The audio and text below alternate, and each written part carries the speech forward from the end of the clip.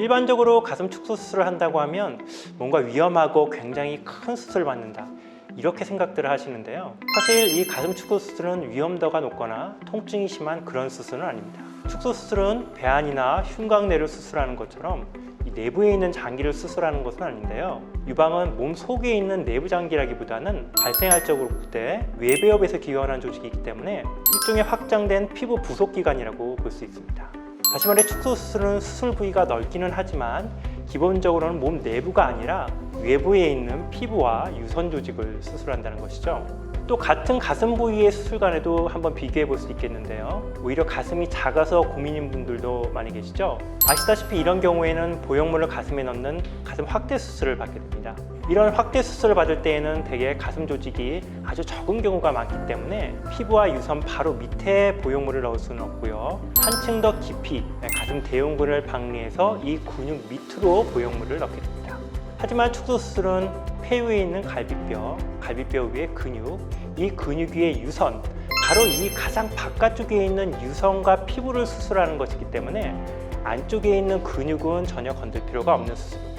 때문에 일반적인 예상과는 다르게 근육을 박리해서 보형물을 넣어야 하는 확대 수술보다 오히려 근육을 건들지 않고 오직 근육 위에서만 수술이 진행되는 유방 축소 수술의 경우가 통증 면에서도 정도가 덜한 수술입니다. 하지만 아무리 이렇게 축소 수술이 안전하고 통증이 적다 해도 막상 수술을 받으시는 분들 입장에서 보자면 기본적으로 이 수술이라는 사건 자체가 평생에 한 번 있을까 말까한 큰 일을 치르는 셈인데요. 이런 점에서 볼 때 역시 신중에 신중을 더해서 수술을 결정해야 하겠죠. 하지만 한편으로는 수술을 받으려면 일부러 휴가까지 내야 하고 어렵게 시간을 만들어야 하는 만큼 축소 수술을 받는 기회에 그동안 스트레스를 받아왔던 다른 부위까지 함께 수술을 하는 경우도 종종 있습니다. 그래서 오늘은 축소 수술과 함께 주로 어떤 수술을 같이 진행하게 되는지 한번 알아보는 시간을 갖도록 하겠습니다. 우선 가슴 축소 수술과 가장 많은 빈도로 함께 진행하는 수술은 바로 부유방 수술입니다.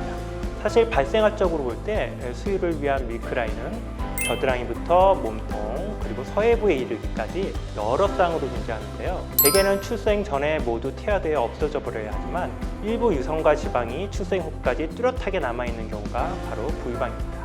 서양인에 비해 우리 동양인에서는 부유방의 발생 빈도가 아주 높기 때문에 또 그리고 요즘은 민소매 옷을 많이들 입으시기 때문에 겨드랑이 부위의 외관상의 문제나 혹은 생리 때 생기는 겨드랑이 부위의 통증으로 인해서 부유방 수술을 선택하시는 분들을 많이 볼 수 있습니다. 게다가 선천적으로 유선이 발달되어 가슴이 큰 분들 중에는 대개 이 부유방도 같이 발달되어 있는 경우가 많은데요. 가슴이 크면 부유방의 크기도 덩달아 큰 경우가 많기 때문에 대략 30에서 40%의 빈도로 축소 수술과 부유방 수술을 함께 시행하게 되는 것 같습니다. 또 축소 수술로 가슴이 작아지게 되면 상대적으로 부유방 부위는 더 두드러져 보일 수 있기 때문에 많은 분들이 축소 수술과 함께 받기를 원하는 대표적인 수술이라고 할 수 있겠습니다. 다음으로 축소 수술과 빈번하게 같이 시행되는 수술은 지방 흡입 수술입니다.